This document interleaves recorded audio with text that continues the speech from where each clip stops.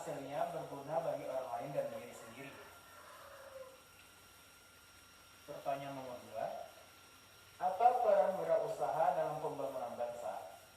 Peranan wirausaha dalam pembangunan bangsa adalah dapat menyerapnya tenaga kerja yang banyak dan perputaran uang yang besar dan cepat, serta mendukung pertumbuhan dan jasa sesuai dengan kebutuhan dan keinginan manusia.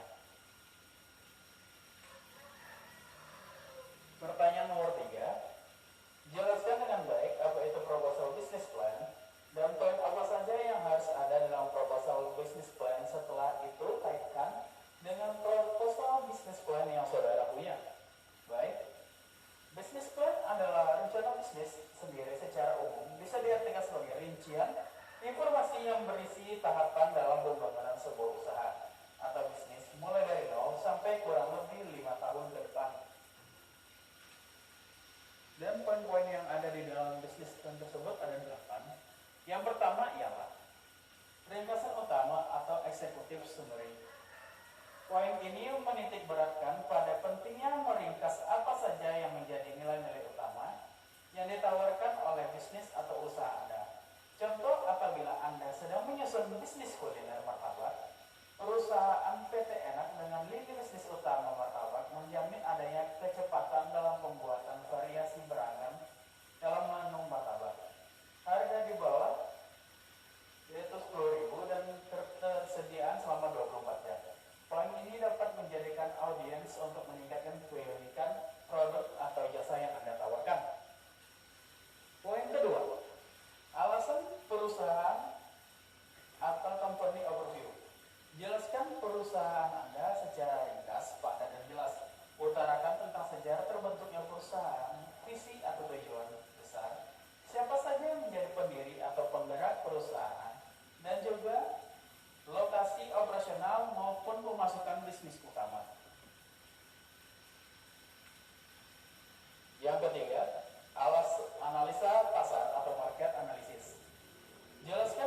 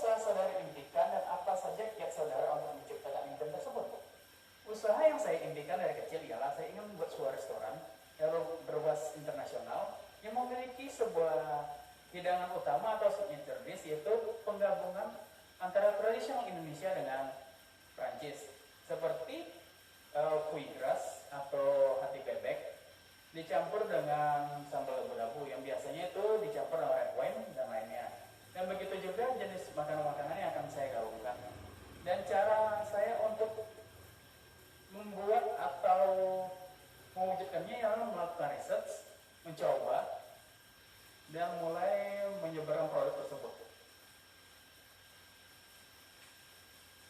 Yang pertanyaan nomor 6, pilihlah tokoh saudara yang sukses. Yang menjadi pedoman saya yaitu adalah Jeff Bezos, seorang pendiri Amazon.com yang bergerak di bidang e-commerce. Saya mengagumi Jeff Bezos karena pada saat dia mendirikan Amazon.com pada tahun 1993, dia hanya menggunakan modal dari orang tuanya sebesar 300.000 US dollar atau sekitar 4,2 miliar. Yang pada saat itu untuk membuat sebuah perusahaan merupakan dana yang sangat kecil, apalagi bergerak di bidang internet atau elektronik commerce.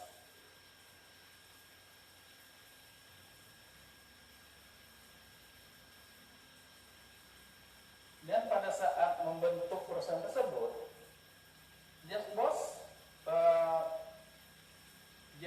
dia mencari investor dan mengatakan dengan jujur bahwa perusahaannya ini 70% bisa kolaps atau bangkrut.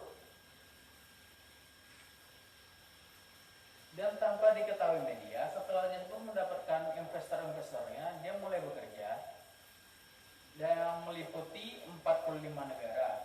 Dan penghasilan yang dihasilkan dari bisnis tersebut adalah 20.000 US dollar per pekan. Dan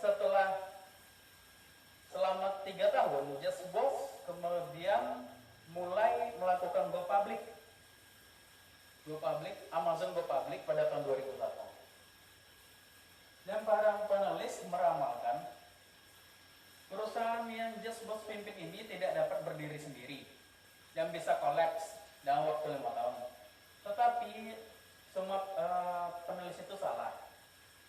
Ya, karena perusahaan Amazon tersebut dapat berkembang dan menjadi salah satu e-commerce terbesar di dunia saat ini dan sampai sekarang dan merupakan yang nomor 1.